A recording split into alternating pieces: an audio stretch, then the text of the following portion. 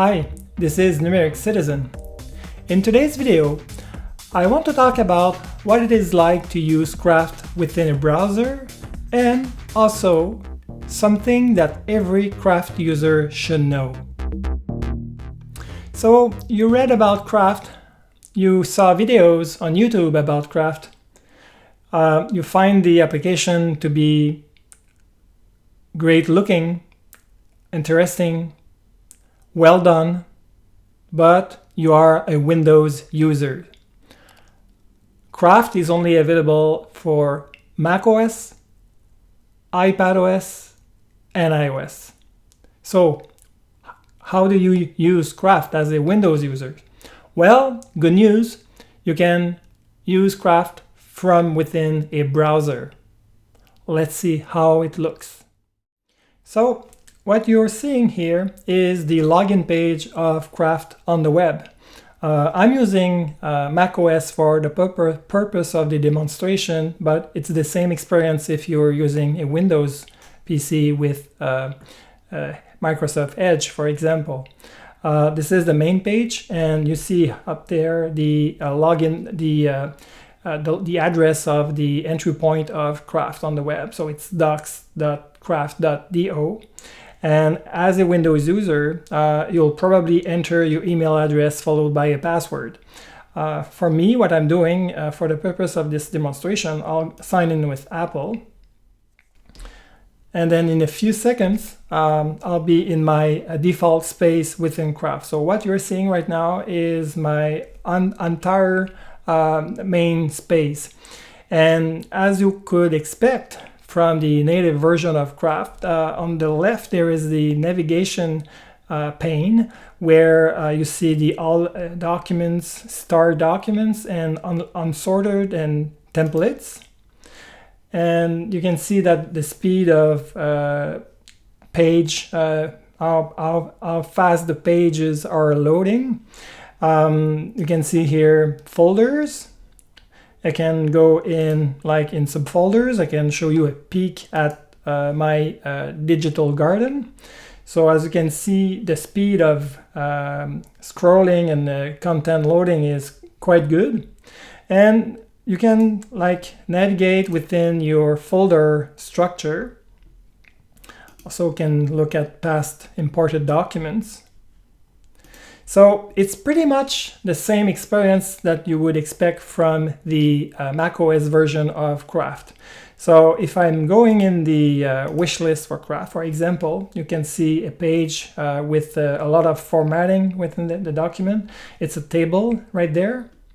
And there's the same kind of collapsible text that you can see on the web. It's pretty fast. The same backlinks view where you can navigate within daily notes. Can go in the Apple Rumors Hub, which is one of the documents that I'm showing on the web. So it's pretty fast, and editing is pretty much the same as you would expect from the native version of Craft. But there's one thing that is cool that every Craft user should know. Let me show you an example here in the unsorted folder. There's a document. I'll click on it. And this is, as you can see, it's a very simple text document with a title. And if I go within this text block, what you see there's underlines appearing within the document. And if I go over there, you'll see there is a pop-up. And what you need to know, this is not Craft itself. This is Grammarly, a spell checking web service that is compatible with Craft for the web. So it is better to use Craft within a browser when you are ready to make spell checking and grammar checking of your documents than using the native version of Craft on macOS or iPadOS. So it's very, very cool. Here I made on purpose, and I made a lot of mistakes within the document.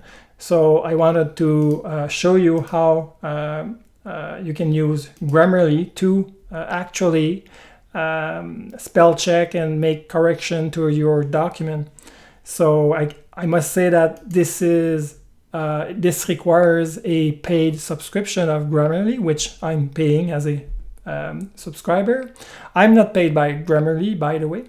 But I find this to be really, really cool to be able to add feature within the web browser than something that you can have within the actual native version of Craft on Mac or on iPad. So again, this is a very like-for-like experience within the browser or within Mac OS. I think it's a very viable option for Windows users who would like to subscribe to Craft and start writing documents and creating a lot of stuff. And it says here on the top right, it's beta, but the Craft team are updating the web experience very frequently, and they try to make the features available within the native version of Craft to be on par with the web experience. They're not quite there yet, but for most of the features of Craft, it's pretty close to the actual native version, and I think it's a very viable option for Windows users. So I hope that I could convince you to look at Craft even if you are a Windows user. And again, if you are a user of Craft already on macOS and you want to up your game in spell checking, then if you subscribe to Grammarly, it's compatible with Craft on the web. Here I'm using, again, Safari on macOS. I do have the Grammarly Safari extension installed, and it's a great experience in writing text. So thank you for watching. Leave comments, like the video if you like it, and subscribe to my YouTube channel, and see you next time. Thank you.